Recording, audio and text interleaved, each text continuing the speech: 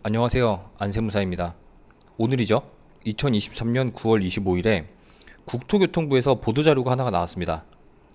바로 생활형 숙박시설 관련된 보도자료인데 이게 참 부동산 상승기에 대체 투자로서 많이 홍보를 했고 실제로 분양을 많이 했죠. 근데 이게 지금 현재 상황에서는 골시덩이가 되고 있습니다. 여기에 있는 생활형 숙박시설을 분양받으신 분들 같은 경우 어떤 이슈가 있는지를 이번 보도자료를 통해서 제가 한번 정리를 해드리고, 그리고 관련해서 세금 문제도 좀 설명을 드릴게요. 이 생활형 숙박시설 분양받으신 분들 10명 중에 8명은 이 세금 관련해서 주택수 미포함된다 그래가지고 투자 목적으로 사신 분들 꽤 많을 거예요. 주택 규제를 받지 않으니까. 이런 생활형 숙박시설의 홍보물을 한번 보면 이런 식으로 홍보물이 나왔단 말이에요. 청약 통장 필요 없다, 대출 규제도 없다, 분양권 전매도 가능하다, 주택수에 미포함된다. 이 참 애매한 표현이죠. 어떤 주택수에 미포함되냐? 그리고 밑에 보니까 생활형 숙박시설이라고 명확하게 적혀 있습니다.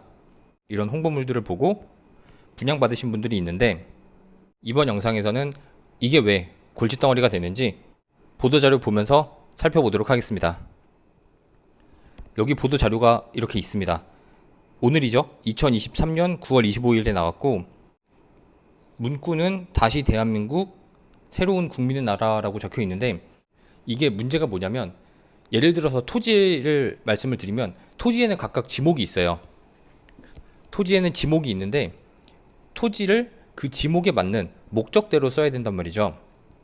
그래서 대표적으로 농지가 있습니다. 농지는 등기부 열어보면 전이나 답, 과수원, 목장용지 이런 식으로 나와 있죠. 과수원과 목장용지 이런 것도 농지에 포함되는지 모르겠지만 어쨌건 이렇게 전답, 과수원, 목장용지로 지목이 되어 있으면 이 지목에 따른 목적대로 이 토지를 써야 되는 거예요. 전이나 답을 샀단 말이에요. 근데 여기에서 농사를 안 짓습니다. 농사를 안 짓고 그냥 땅을 놀려요. 땅은 어느 정도 공공재의 역할을 하는데 그거를 소유자가 놀리고 있으면 이 토지를 목적대로 사용하지 않은 거기 때문에 정부에서 이행강제금을 부과합니다. 그래서 이 이행강제금을 맞지 않으려면 여기에서 직접 농사를 짓든가 아니면 팔아야 돼요. 농사를 지을 사람한테 팔면 되는 거죠. 근데 농지 같은 경우는 경자유전 원칙이 기본적으로 적용이 돼서 소유주가 남한테 땅을 빌려서 남에게 농사를 짓게 할 수 있는 게 원칙적으로는 안 돼요. 아주 예외적인 규정들이 있긴 하지만, 그래서 농지는 소유자가 직접 농사를 짓거나 안 지을 거면 팔아야지 이행강제금이 부과가 안 됩니다. 같은 개념이에요. 여기 있는 생활형 숙박시설도 말 그대로 이거는 주택이 아니고 숙박시설이란 말이에요. 이 건물에서 숙박업을 하라고 건축 허가를 내줬는데 여기에서 숙박업을 영위하지 않고 숙박업 이외에 다른 목적으로 이 건축물을 사용하게 된다면 이 농지와 마찬가지의 개념으로 여기에서 이행강제금을 매길 수 있습니다. 정확히 이행강제금이 얼마인지 모르는데 이게 아마 공시가격의 20%인가 그럴 거예요. 그러니까 5년을 내면 공시가격 전부를 다 내게 되는 거죠. 그런데 어쨌건 보도자료는 24년 말까지 생활형 숙박시설에 대해서 숙박업 신고 계도 기간을 부여하고 이때까지는 숙박업 신고하라는 거죠. 24년 말까지 숙박업 신고하고 영위하지 않으면 이행강제금을 부과하겠다라는 내용이죠. 그래서 많은 사람들이 이 생활형 숙박시설을 오피스텔로 용도를 좀 변경을 하겠다, 용도 변경 특례를 좀 달라라고 해서 국토부에서 10월 14일까지 생활형 숙박시설을 오피스텔로 용도 변경하라라고 특례를 마련을 해줬어요. 근데 이게 쉽냐? 어렵죠. 생활형 숙박시설을 쓸 목적으로 각종 규제를 피해서 건물을 지었는데 이걸 오피스텔로 바꾸려면 여러 가지 문제가 생긴단 말이에요. 용적률, 건폐율, 주차장, 소방, 전기 이런 것들이 생활형 숙박시설에 맞게 들어와 있는데 이거를 오피스텔로 용도 변경을 한다면 오피스텔에 맞는 용적률, 건폐율, 주차장, 각종 요건들을 맞춰야 되는 거죠. 이걸 맞추려면 뭐가 필요하냐? 땅이 필요합니다. 용적률도 마찬가지고 건폐율도 마찬가지고 기본적으로 이게 퍼센트로 나오는 건데 분모가 뭐냐? 토지예요. 토지 면적이기 때문에 기본적으로 땅이 없으면 건물을 줄일 수는 없잖아요. 그렇기 때문에 땅이 필요한데 이게 이미 지어진 건축물에서 주변에 땅을 더 확보하기는 하늘의 별따기입니다. 주차장도 마찬가지죠. 주차장도 땅이 있어야 돼요. 그래서 현실적으로 오피스텔로 용도를 변경하는 것은 쉽지는 않습니다. 그래서 여기 보시면 생숙을 주거용 오피스텔로 용도 변경 시 2년간 한시 적용되는 특례는 원래는 이게 10월 14일부로 종료가 되기 때문에 사람들이 연장을 해달라라고 말을 했지만 10월 14일부로 종료된다는 거 알고 계시면 되고, 이는 주차장, 학교 관밀 등 인근 주민들의 영민원, 마찬가지로 이게 애초에 생숙을 지을 게 아니고 오피스텔을 지을 거였으면 그거에 맞게 허가를 받았어야 된다는 거죠. 그리고 생숙을 숙박시설로 정상 사용 중인 준법자, 생숙을 숙박시설로 정상 사용하고 있는 사람이 얼마나 될지 모르겠는데 그들과의 형평성을 고려한 것이다 라고 이렇게 발표를 했습니다. 조금 더 밑에 보시면 17년 이후 부동산 경기 상승기에 주택 관련 규제, 이게 제일 크죠. 세금 관련해서 주택 세금이 어마어마하게 강력했기 때문에 이런 것들이 결국 이런 식으로 부작용이 오긴 해요. 이게 세법을 너무 규제 쪽으로 개정을 하게 되면은 다른 쪽에서 또 피해가 옵니다. 그래서 세금 규제는 이제 적당히 해야 되는데 그래서 좀 심하긴 했죠. 그래서 규제 없는 주택 대체 시설로 편법적으로 활용된 건 마찬가지예요. 왜냐면은 다주택이 있어도 청약이 되고, 다주택이 있어도 취득세 4.6% 내면 되고, 다주택이 있어도 여기에서 양도할 때 중과세를 받지 않는다, 이런 식의 홍보를 많이 했죠.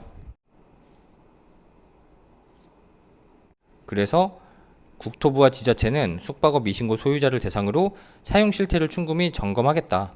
그 말 뜻은 뭐죠? 이행강제금을 부과하겠다라는 내용입니다. 그렇다면 생숙과 관련해서 한번 세금을 살펴볼게요. 생숙은 숙박시설이죠. 그렇기 때문에 나는 숙박업을 영위하는 사업자가 돼야 됩니다. 그래서 이거 사셨을 때 대부분 사업자 등록을 하셨을 거예요. 사업자 등록을 하고 건물 부분에 대한 부가세는 환급을 받았을 겁니다. 왜냐면 나는 여기에서 숙박업을 할 거고, 여기에 있는 숙박업은 과세사업이니까 과세사업에 쓸 재화를 취득을 했기 때문에 이 건물분 부가세는 환급되는 게 맞습니다. 그런데 대부분 이 생숙을 사용하시는 분들이 이거를 주거 목적으로 사용을 한단 말이에요. 지금 현재. 물론 아까 정부의 발표 자료에서도 봤지만 이걸 정상적으로 여기에서 숙박업을 영위하시는 분들도 종종 있습니다. 하지만 대부분 주거 목적으로 사용을 하고 있고, 이 주거 목적으로 임대를 하는 거는 부가가치세 관련해서 면세 사업이란 말이에요.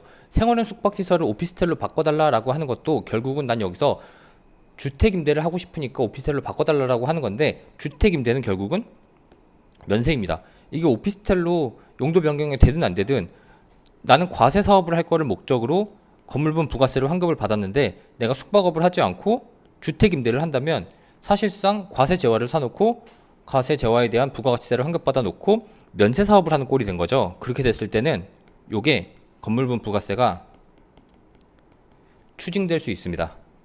요거 첫 번째로 체크를 해주셔야 되고, 다음은 결국은 생숙에서 사람이 살고 있을 때 이거를 세법상 주택으로 볼지 말지에 대한 판단 기준입니다.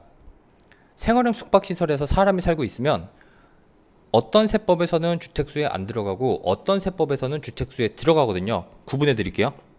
첫 번째, 취득세. 내가 생활형 숙박시설을 분양받아서 숙박업으로 쓰지 않고 이거를 사람이 살고 있는 주택 목적으로 쓰고 있는데 이게 내가 취득하는 다른 주택에 영향을 주냐? 취득세에선 영향을 주지 않습니다. 두 번째, 재산세와 종부세입니다. 재산세는 어차피 업무용으로 재산세를 내면 되는 건데, 종부세, 나의 다른 주택과 이 생활형 숙박시설의 공시가격이 합쳐져서 종부세가 나오냐? 종부세도 상관없습니다. 세 번째, 양도세. 내가 생활형 숙박시설을 분양을 받아서 여기에서 숙박업을 하지 않고 사람이 주거하고 있는데 나의 다른 1주택 팔 때 나는 1세대 1주택 비과세를 받고 싶어요. 그랬을 때 여기에 있는 사람 살고 있는 생활형 숙박시설이 나의 다른 주택 1세대 1주택 비과세 받는데 영향을 주냐? 이거 영향 줍니다. 제가 양도세 1세대 1주택 비과세 상담할 때 항상 물어보는 게 이 주택 이외에 다른 주택이 있는지, 분양권이 있는지, 조합원 입주권이 있는지 물어보고 그 이외에 사람이 살고 있는 건축물이 있는지 물어봅니다. 여기서 말하는 건축물은 어떤 건축물도 상관없어요. 대표적으로 오피스텔이 있죠. 오피스텔에 사람 살고 있으면 주택이죠. 생활형 숙박시설도 양도세 판단할 때는 사람 살고 있으면 주택으로 판정될 수 있습니다. 그렇기 때문에 이 양도세는 주의를 해야 됩니다. 이번 영상 좀 길어졌는데 생활형 숙박시설 관련해서 저도 부동산 상담을 많이 했어요. 저는 이제 세금 위주로 상담을 많이 했죠. 어쨌건 생활형 숙박시설 관련해서 이행강제금과 관련된 이슈, 오피스텔 용도 변경과 관련된 이슈 이런 것들이 있는데 그런 부분과 이런 세제들 다시 한번 체크를 해보시면서 이번 생활형 숙박시설 관련된 이슈가 좀 좋은 쪽으로 해결됐으면 좋겠습니다. 이번 영상 여기까지 하겠습니다. 감사합니다.